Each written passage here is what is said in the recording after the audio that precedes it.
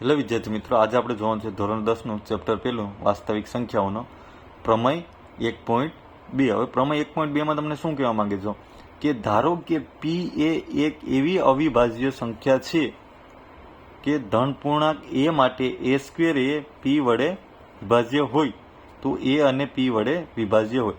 મતલબ કે જે પી સંખ્યા હોય એ છે એ વડે વિભાજ્ય હોય તો એ સ્ક્વેર હોય એ પણ પી વડે વિભાજ્ય હોય તો એ અને પી વડે વિભાજ્ય થાય. બરાબર. જો ન સમજાણ, જો હું ઉદાહરણ તરીકે પહેલા તમને સમજાવું. ઉદાહરણ તરીકે હું કોઈ સંખ્યા લઈ લઉં કે ભાઈ પી બરાબર 2 ને એ બરાબર 8 લઈ લઉં. બરાબર. તો 2 આપણે શું કીધું, પી એ એક અવિભાજ્ય સંખ્યા, એટલે આપણે અવિભાજ્ય સંખ્યા છે. ધન પૂર્ણાંક એ મતલબ આ ધન પૂર્ણાંક એ છે. એ સ્ક્વેર કરવું તો શું થશે 8નો વર્ગ. 8નો વર્ગ એટલે 64. બરાબર. અને પી એમને રહેશે એટલે 2. બરાબર. તો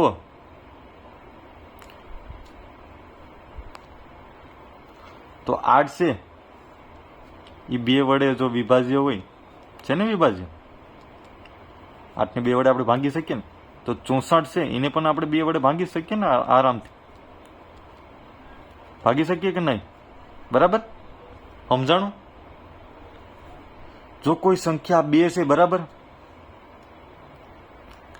એ 8 વડે વિભાજ્ય હોય, મતલબ કે 8 ને આપણે ભાંગી શકીએ, તો આ જે 8નો વર્ગ છે એને બી આપણે 2 વડે ભાંગી શકીએ. રેડી. જે એવું આપણે કહેવાનું છે. પ્રમેય તમને ખાલી એવું સમજાવે છે. બરાબર. આ કોઈ પ્રમેય આ પૂછાય એવું હોય ભાઈ નથી. આ તમને ખાલી જસ્ટ માહિતી માટે છે. આપણે સોલ્યુશન જોઈએ ભાઈ કેમ એવી રીતના સોલ્યુશન હું કરું તો હું લખું કે ધારો કે પી બરાબર હું લઈ લઉં અવિભાજ્ય સંખ્યા 2 લીધી ને, હવે 3 લઈ લઉં ને એ બરાબર 9 લઈ લઉં. બરાબર. ધન પૂર્ણાંક તો એ સ્ક્વેર બરાબર શું થશે 9 81 થાય. રેડી.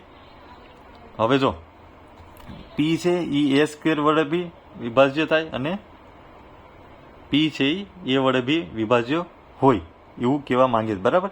તો આપણે લઈએ તો પી એટલે કેટલા આપેલ છે, એ સ્ક્વેર એટલે 81, ભાગાકારમાં એટલે પી કેટલા છે 3, તો ભાગાકાર હલવું તો 3 દુ 6, 2 ને 1, 7 તેરી 21, આ 0 0 એવી રીતના. આ એ કેટલા છે 9, પી કેટલા છે 3, તો 3 3 9, તો બંનેનો 0 થાય. બંને વડે વિભાજ્ય થાય છે કે નહીં. આ એક કોઈ અવિભાજ્ય સંખ્યા લીધી આપણે ને એક કોઈ ધન પૂર્ણાંક લીધો. બરાબર. થાય અવિભાજ્ય, તેથી લખવાનું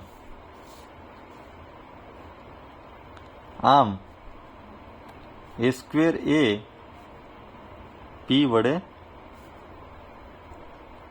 વિભાજ્ય છે, તેથી એ પણ શું થશે વિભાજ્ય થાય ને. એ સ્ક્વેર એ પી વડે વિભાજ્ય હોય તો એ પણ પી વડે વિભાજ્ય થાય. બરાબર. પી વડે વિભાજ્ય છે. રેડી. જો એમ ન સમજાય તો હું એક બીજી રીતે લખું કે અને આ પી હતો ને, પી બરાબર 3 હતો તો એ બરાબર 9 હતો ને, તો 9 ને આમ લખ્યું ને કે 3 ગુણ્યા 3 3 3 9. રેડી. પછી એ સ્ક્વેર લઈએ તો શું હતું 81 હતું ને, તો 81 નું આમ લખ્યું ને 3 3 9 9 તેરી 27 ને 3 કરો એટલે 81. રેડી. તો આ બધા 3 3 છે તો વિભાજ્ય હોય જ ને, તો આને આની હારે કરું તો 1 3 ઉડી જાય, એક વધે આને આની હારે કરું થાય ને, પી વડે બંને વિભાજ્ય થાય ને, કેમ કે બધામાં સરખું છે. તેથી આમ હું લખી કહું આમ પી એ સ્ક્વેરનો પણ અવયવ છે. પી છે એ સ્ક્વેરનો બી અવયવ છે અને એનો પણ અવયવ કહેવાય. રેડી.